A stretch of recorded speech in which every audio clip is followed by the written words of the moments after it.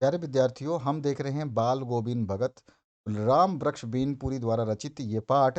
इसके प्रश्नों के उत्तर हम बढ़िया तरीके से देखेंगे और वो क्वेश्चंस आपको बताए जा रहे हैं। इससे पहले जितने भी चैप्टर्स डाले गए हैं उन सभी क्वेश्चंस को आप ज़रूर एक बार देखें, ताकि आपके एग्ज़ाम की तैयारी बहुत बेहतरीन हो सके, अच्छा स्कोर कर पाएँ। क्योंकि इस बार एमसीक्यूज़ 1 नंबर के जो क्वेश्चंस हैं आपके लिए बहुत इंपॉर्टेंट रहने वाले हैं।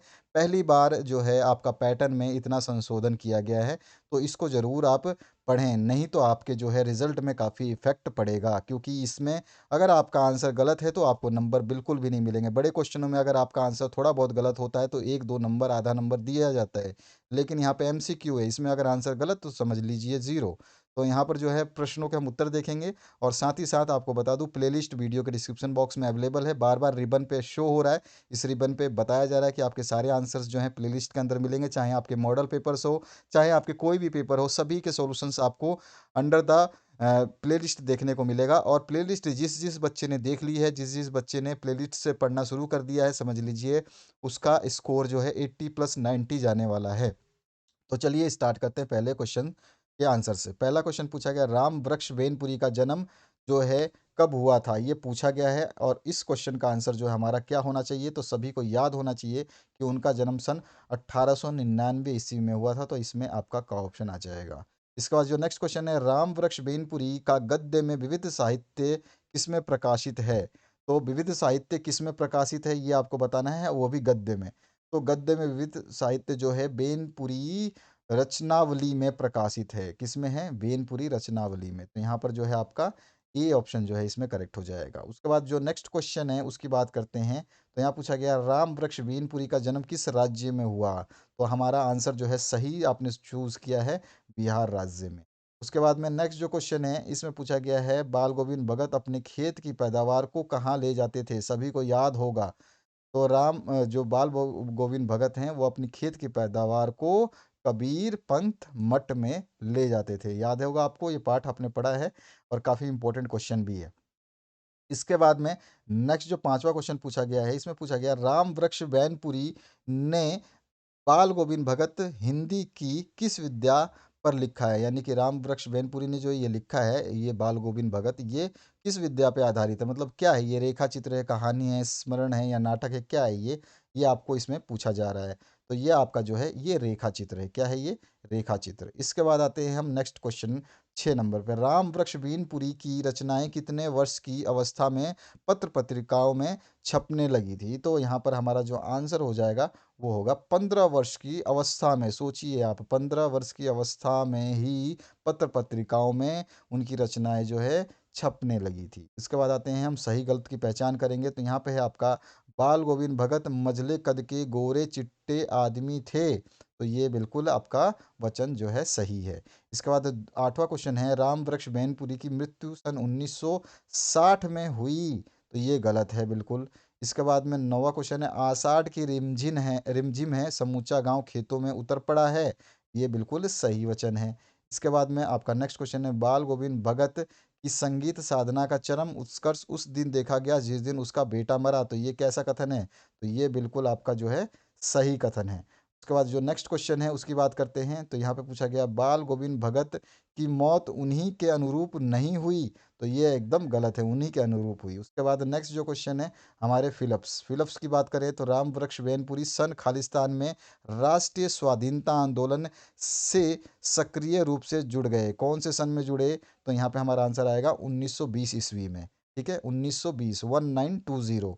उसके बाद नेक्स्ट जो क्वेश्चन है, थोड़ी ही देर पहले मूसलाधार वर्षा खालिस्तान हुई। तो यहाँ पे हमारा आंसर हो जाएगा, मूसलाधार वर्षा शुरू हुई। ठीक है, शुरू हुई, सॉरी खत्म हुई। क्या होगी? खत्म हुई। थोड़ी ही देर पहले मूसलाधार वर्षा खत्म हुई, शुरू नहीं खत्म आप लिखेंगे, क्योंकि चैप्टर के हिसाब से हम बात करेंगे। और जो यहाँ पर आएगा, कार्तिक कार्तिक आया नहीं कि बाल गोविंद भगत की प्रभातियाँ खालिस्तान हुई। तो यहाँ पर आएगा आपका शुरू हुई। ठीक है, तो यहाँ पे आप लिखोगे शुरू हुई। उसके बाद में आपका नेक्स्ट जो है, सारा आंगन मृत्यु और संगीत से खालिस्तान है। तो ओत प्रोत है। क्या है? सारा आंगन ओत प्रोत है। उसके बाद में राम वृक्ष बैनपुरी के माता पिता का निधन खालिस्तान में हो गया। तो यहाँ पर क्या आंसर आएगा? आपका बचपन में हो गया था, ठीक है? अब आते हैं हम 1 नंबर के प्रश्नों पे। तो राम वृक्ष बैनपुरी विशिष्ट शैलीकार होने के कारण किस नाम से जाने जाते थे? तो यहाँ पर जो हमारा राम वृक्ष बैनपुरी विशिष्ट शैलीकार होने के कारण कलम का जादूगर के नाम से जाने जाते थे, ठीक है? तो यहाँ पर कलम का जादूगर किसे कहा जाता है? तो ये भी आपको याद रखना है। क्वेश्चन को कैसे भी घुमाया जा सकता है, ये आपको हमेशा याद रखना है। नेक्स्ट जो क्वेश्चन है, इसमें पूछा गया बाल गोबिंद गृहस्थ थे, फिर उन्हें भगत क्यों कहा जाता था? तो बाल गोबिंद वह जो गृहस्थ संत थे, उनका आचरण, सोच और प्रवृत्ति साधु संतों जैसी थी, इसीलिए उन्हें जो है क्या कहा जाता था? भगत कहा जाता था। उसके बाद नेक्स्ट जो क्वेश्चन है, इसमें पूछा गया है लेखक के जीवन की कौन सी विशेषता प्रकट हुई है? तो लेखक के जीवन की जो विशेषता प्रकट हुई है, उसमें आ जाएगा कलाकारों तथा संत स्वभाव के भक्तों का सम्मान करना, संगीत के प्रति गहरी रुचि रखना लेखक के जीवन की विशेषताएं प्रकट करता है। तो ये सारी चीज़ें हम इसमें लिख सकते हैं। 20वां क्वेश्चन है बाल गोविंद भगत का आत्मसम्मान किस बात से प्रकट होता है? तो वे गृहस्थ संत थे, इसलिए गंगा स्नान से जाते आते किसी से मांग कर नहीं खाते थे, ठीक है? तो ये उनका आत्मसम्मान जो है इस बात से प्रकट होता है। उसके बाद आपका नेक्स्ट है बाल गोविंद भगत की जो है पुत्र वधू की चारित्रिक विशेषताएं बताइए। तो उनकी पुत्र वधू सुंदर, सुशील और प्रबंधिका के गुणों से युक्त थी। छोटी से एक लाइन में अगर हमें आंसर देना है तो इसी तरह से देंगे। अगर हम ज़्यादा देंगे तो थोड़ा-सा और डिटेल लिखेंगे, लेकिन उनके बारे में ज़्यादा डिटेल आपको बुक में नहीं मिलेगी। जितनी मिलेगी हम उसी हिसाब से लिखेंगे। और 22वां जो क्वेश्चन है, इसमें बाल गोविंद भगत ने समाज की कौन-सी 2 महत्वपूर्ण मान्यताओं को चुनौती दी? तो हमारा आंसर हो जाएगा भगत जी ने पोतोहू के हाथों पुत्र का जो है अंतिम संस्कार करवाया, यानी कि अग्नि अग्नि दिलवाई, और पतोहू के भाई को कहकर विधवा विवाह करने को कहा। ये जो 2 कुरीतियाँ थी उनको चुनौती दी थी। तो ठीक है ना? तो यहाँ पर जो है इसका आंसर इस तरह से हो गया। काफ़ी इंपॉर्टेंट क्वेश्चंस रहेगा, तो आपको ध्यान रखना है। तो अगले वीडियो के अंदर हम डिस्कस करेंगे आपका लखनवी अंदाज चैप्टर नंबर 12। तो यशपाल का जो चैप्टर है, यशपाल उसके रचयिता हैं, उसका हम डिस्कस करेंगे अगले वीडियो में। और इन वीडियोस को ज़रूर देखिए। जो आपके क्वेश्चंस बनाए गए हैं, बहुत ही सोच समझ के क्वेश्चंस डिज़ाइन किए गए हैं। आपको एग्ज़ाम में क्वेश्चन कौन-सा मिलेगा ना, आप सोच भी नहीं सकते हो। इसलिए आपको सारे के सारे क्वेश्चंस को पढ़ना है, तैयार करना है। तो आशा करता हूँ इस वीडियो से आप लोगों को हेल्प मिलेगी। इस वीडियो को शेयर करने के लिए ज़रा-सा भी संकोच ना करें, अपने दोस्तों के साथ शेयर करें।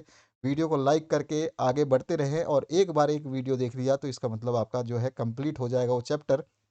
तो आशा करता हूँ आपने सारे वीडियोस को ज़रूर देखा होगा, और आपके इंग्लिश के जो सॉल्यूशंस बनाए हैं हमने, वो भी आपके प्लेलिस्ट में अवेलेबल है। प्लेलिस्ट डिस्क्रिप्शन बॉक्स में दी गई है। उसमें आपके मॉडल पेपर्स जो जारी किए गए थे कि आपका पेपर कैसा बनेगा, मॉडल पेपर यही डिज़ाइन बताएगा आपको कि आपके पेपर में एग्ज़ाम में कौन से नंबर पे कैसे प्रश्न आएंगे और क्या पैटर्न रहेगा। तो मॉडल पेपर ज़रूर देखें, विद सॉल्यूशन हमने डाल दिया है। तो उन सॉल्यूशंस को देख करके तैयारी कर सकते हैं। मॉडल पेपर देखने से सॉल्यूशन मिलेगा, साथ ही साथ उतने प्रश्न तो आपके तैयार हो जाएंगे जो मॉडल पेपर में हमने सॉल्व करवाए हैं। और उसके अलावा जो इंपॉर्टेंट क्वेश्चंस की सीरीज़ है वो चल रही है, उनको आप देख करके अच्छे तरीके से तैयारी कर सकते हैं। समय अनुसार आपको एक एक वीडियो जो है मिलती रहेगी। सभी के लिए मैंने जो है शेड्यूल टाइम फिक्स कर दिया है। आप सभी रिमाइंडर ज़रूर सेट कर ले, ताकि आपसे वो वीडियो छूटे ना। तो आशा करता हूँ इस वीडियो को देख करके आपको काफ़ी कुछ हल्का महसूस हो रहा होगा, और आप जो है अच्छी तैयारियों में बिज़ी होंगे। इस वीडियो को देखने के लिए आपका बहुत बहुत धन्यवाद।